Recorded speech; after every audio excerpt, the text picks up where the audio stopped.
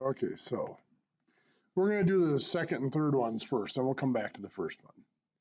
The second one here, remember, our first step is always to look for a common factor, greatest common factor. 36 and 48 can both be divided by 6 works, but there's a bigger one, 12. Now remember, for the variables, it's always the smallest power, so x would be x squared, and y, just y. Now we got to find the rest of that, so we're going to divide out the 12 x squared y. 36 divided by 12, 3. X squared, or x to the fourth divided by x squared, y divided by y, goes away. Negative 48 divided by 12. Negative 4, x squared divided by x squared, divides out. Y squared divided by y, y. That's it. Is that what you had? No? Okay. The second one, there's no common factor there. This is a 1, so there's no number, and there's no variable in this one. So there's no common factor, which means we resort to that reverse multiplication, or FOIL in reverse, if you want to call it that.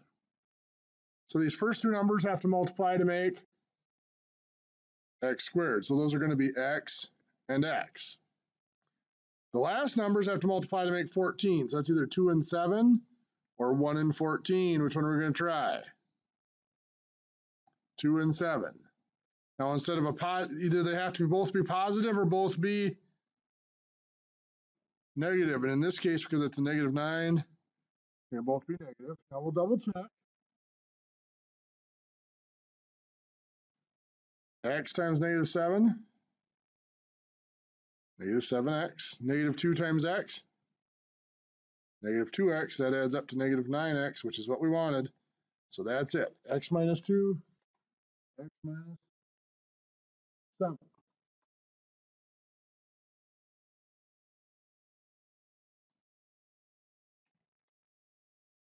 Is that what you got? Yeah, okay. The first one was kind of cruel. Should have probably put that one third, because you could spend all your time working on that one and not get it, not even get to the other two. But our first step is common factor. All of those can be divided by 5 for numbers. How about the variable? There's an x in every digit, so we know x is there. Smallest power would be 2. Perfect. So we're going to divide that by 5x squared. 20 divided by 5. 4. X to the fourth divided by x squared. X squared. Negative 315 divided by 5 is negative 63. X to the third divided by x squared. Just x. Negative 80 divided by 5. Negative 16, and the x squared divides out. Now, the 5x squared is there. This can be factored. So I'm going to give you a chance to give you a couple minutes to see if you can factor that. Take a peek. So the 4x squared, these first two have to multiply to make 4x squared. What'd you use? 2x and 2x. So now 16 can be 4 times 4, 2 times 8, or 1 times 16, right? Which one do you want to use? 4 times 4. Now, one has to be positive and one has to be negative. That's negative. Do one positive, one negative. Let's check. On the outside, 2x times negative 4 is negative 8x. On the inside, 4 times 2x is positive 8x. Adds up to 0x. That's not it. So it's not going to be the 4s. What do you want to try next? Try the one, 2 and the 8. 2x and negative 8. Negative 16x. 2 and 2x is positive 4x. That is negative 12x. Not quite it. So the 1 and 16, you say?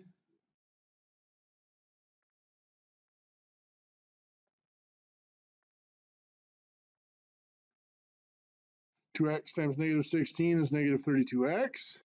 1 times 2x is positive 2x. That is a negative 30x. That's not it.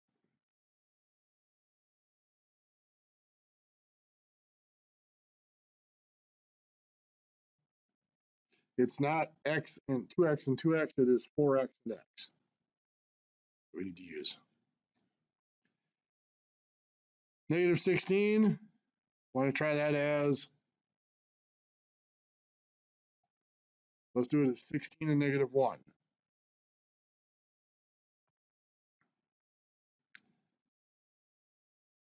4x and negative 1 makes negative 4x.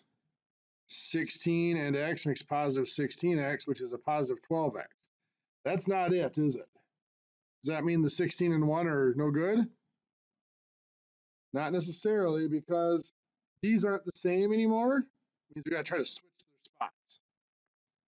Let's put the negative 1 here and the positive 16 here. So let's try the outside. 4x and 16 is 64x. Negative 1 and x is negative 1x. That's 63x. Is that what we want? Not quite, is it? We wanted negative 63. This is positive 63. Exactly. That just means this has to be a positive 1 and this is a negative 60. Now, negative 64x on the outside, positive 1x on the inside is the negative 63x. So there it is. That's the factoring. That one's fun. I would never quite do that to you on a test. So why on earth do we care so much about factoring? Well, in this class, we're not going to get real deep into the factoring, and we're not going to solve what's called quadratic equations. But you know, we've been solving equations like, like this. 3x plus 7 equals 34. And we solved it by taking it apart. We subtracted 7.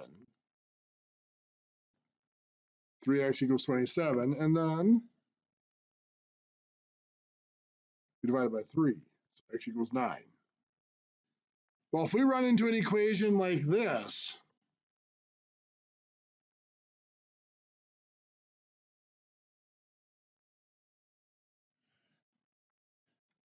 we can't do that. We can't take it apart because you can see the x appears more than once. But that was one of the things that we had to do before we solved these, was make sure that the x only appeared once. We can't make it so the x only appears once over here because we can't combine x squared and x. So we can't just take this apart. We have to use a different approach. So the approach we take involves the factoring we've been doing. First thing we do is we're going to set it equal to 0.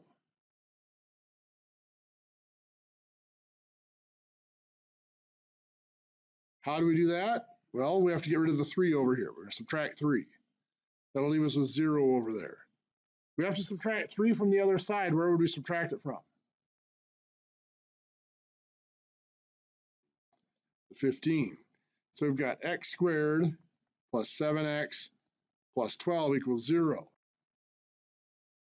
Now that we've done that,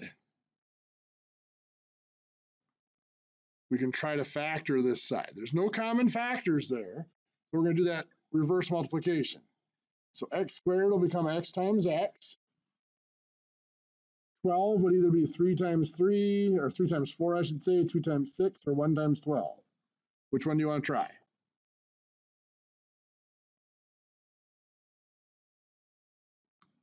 Three times 4. And if we double check that, it does work. X times 4 is 4x. 3 times x is 3x. It adds up to 7x, which is what we wanted. Now, how does this help us solve this equation? Well, there's something called the zero product rule.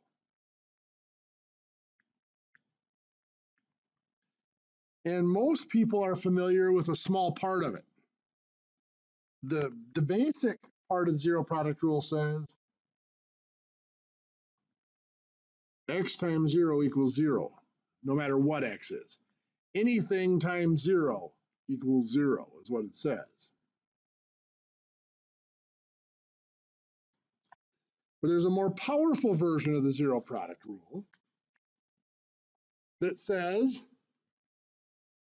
if a times b equals 0, then either a equals 0 or b equals 0, or both. But there's no two numbers that can multiply to equal 0 unless at least one of them is 0, is what it says. So what that means back over here is if x plus 3 times x plus 4 equals 0, then either x plus 3 equals 0 or x plus 4 equals 0.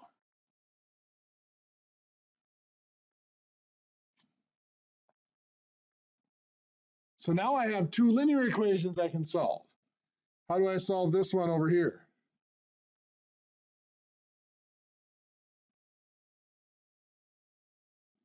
Subtract 3, right? X equals -3. How would I solve this one? Subtract 4. X equals -4. So x either equals -3 or -4. Let's go back to our original equation. X squared plus 7x plus 15 equals 3.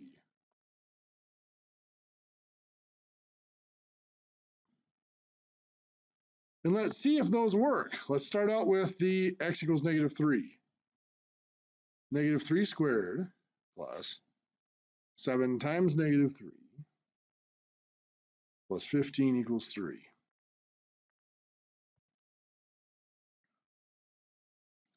What is -3 squared? -3 times -3.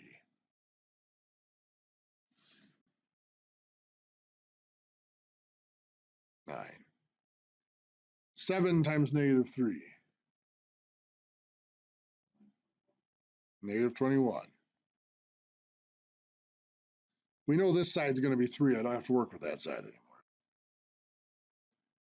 9 plus -21 is -12. -12 plus 15 is 3. So 3 equals 3. Let's try the -4. So we put -4 in for x. -4 squared plus 7 times -4 plus 15. Does that equal 3? Well, what is -4 squared?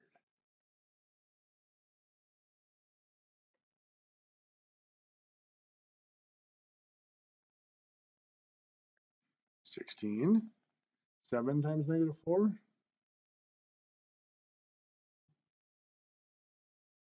-28. Plus 15. Again, the right side's 3. We're not going to deal with that anymore. 16 plus -28 is -12. Plus 15 is 3. So both of them work. So x can be -3 or -4.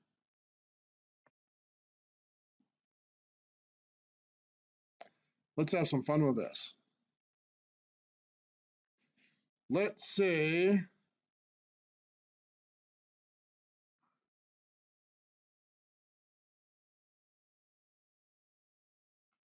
being a math teacher and a physics teacher, I have access to some interesting equipment. So let's say one day I finally snap and decide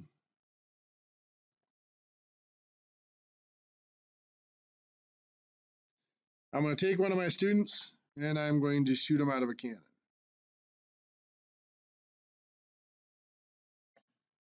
So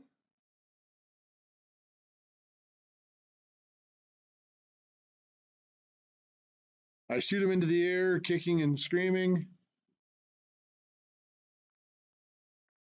My cannon shoots them out with an initial speed of 80 feet per second. The equation for the height above ground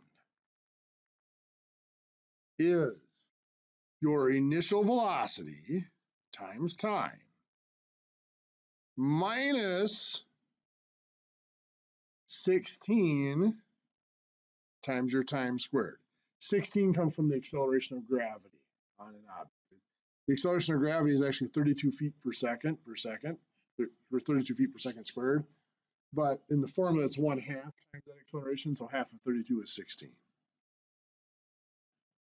I want to know, how long does this student have to live once I fire the cannon? Well, what height are they going to be at when they die? Ground level, which would be 0, right? What velocity did they start out with? 80. So that fills in everything but t. So it's already set to 0, so we don't have to worry about that. Can I factor this side over here? Remember, what do I always look for first? Yeah, greatest common factor. 80 divides by 16, and there's a t in every term. So I divide this by 16t, what do I get left over?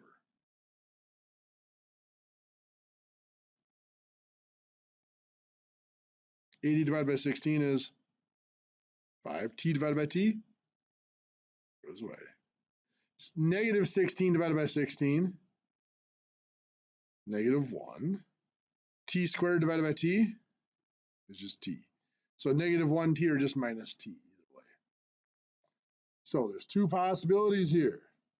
Either 16t equals 0, or 5 minus t equals 0. Now it does help if I think of this as a negative 1t there. But anyway, 16t equals 0. I'm going to divide by 16.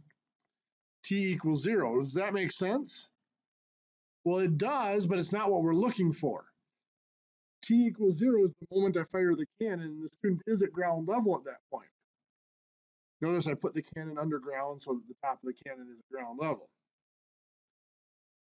So they are at height equals 0 at that point, but that's not when they splat down on the ground.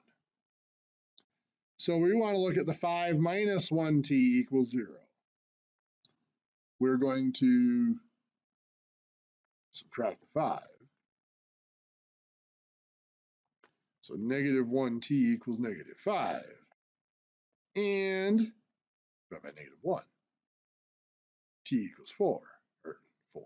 T equals positive 5. Negative 5 divided by negative 1 is positive 5.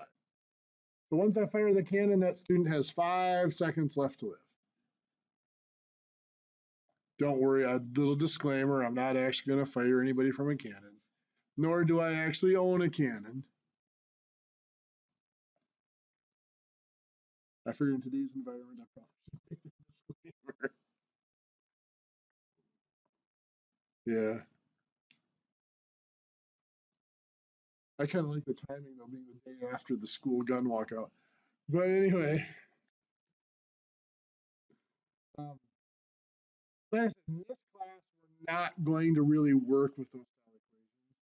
But if you were to go on to, like I said, college algebra, even an intermediate algebra course, that would be a big part of them.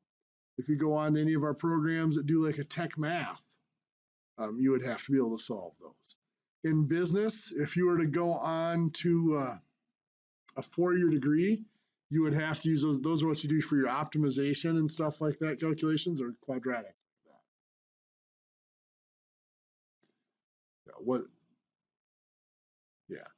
Well, and just your okay pricing. So your income curve follows this equation depending on your price. So as you raise the price, a lot of times as you raise the price, your revenue goes up, but your sales start to drop, and then there comes a point where your sales start to drop fast enough that even though you're raising the price, your total revenue is going down. So you got to find where's that peak here. Well, that peak is the solution to that one of those quadratic equations like that.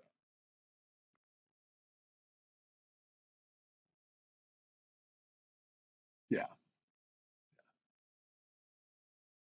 There depending on the industry, there's a lot of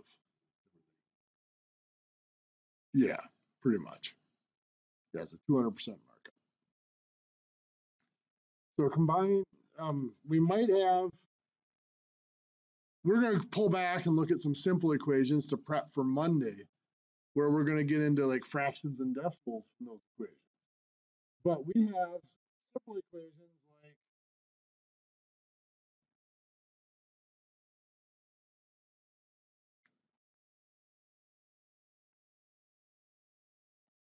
something like this. Now remember, we have three steps. One is combine on each side. And it needs to be combined on either side here. It sure is. 7x and 2x on the left side, right? What do those combine to make? 9x. We still have the plus 5 there, equals 50. Our second step, and that's all we can combine. Second step is see if the variable is on one side. Is the variable on only one side? Yes, it is. Step 3 then is to solve. Start taking it apart.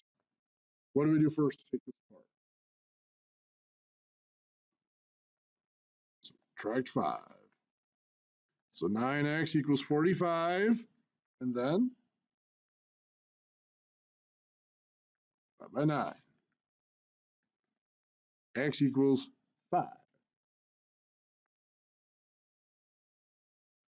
Whenever you try it.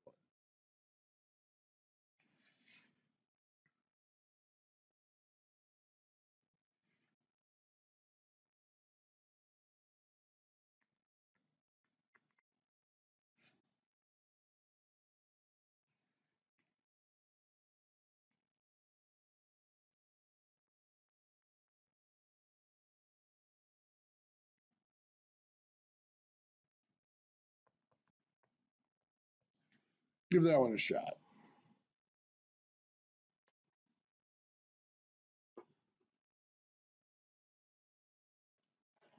Oops, I figured that wrong. That should be a 37.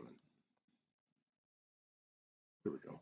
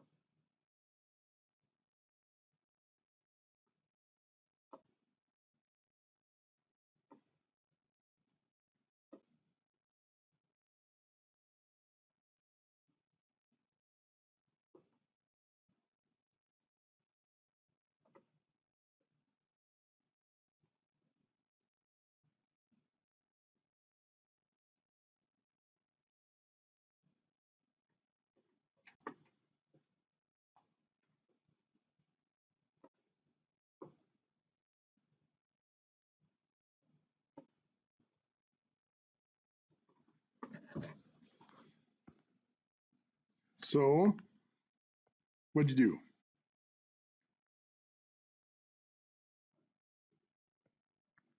3x and 9x make 12x, and then what? Negative 8 and 5 make negative 3. That's it on the left side. Anything on the right side? No. So 4x plus 37. So that was that first step. Combine anything you can on each side. What's next? Careful. Second thing you want to do is get it down to the variable only appears once. You know, the variables on both sides. Adding the 3 will work, but I want to keep you in a process. I would get rid of the smaller variable first, the 4x. So 8x minus 3 equals 37. I'm guessing you added the 3, then you subtracted the 4x later. That will work. I try to avoid it because I want to make sure we got the variable in one spot before we start moving around, because if we start to multiply and divide, it can cause some issues. So 8x minus 3 equals 37. Now we would add the 3. 8x equals 40, and then divide by 8. X equals 5. Not so bad? Okay. For right now, that's all we really wanted to cover this week. Remember, there's that homework. I should say quiz first. Homework from yesterday that'll be due, or not from yesterday. Yeah, it is yesterday. It'll be due what? March. Look at the calendar. March 26th. That'll be our next class. And there's that quiz that is still due today at 11:59 p.m.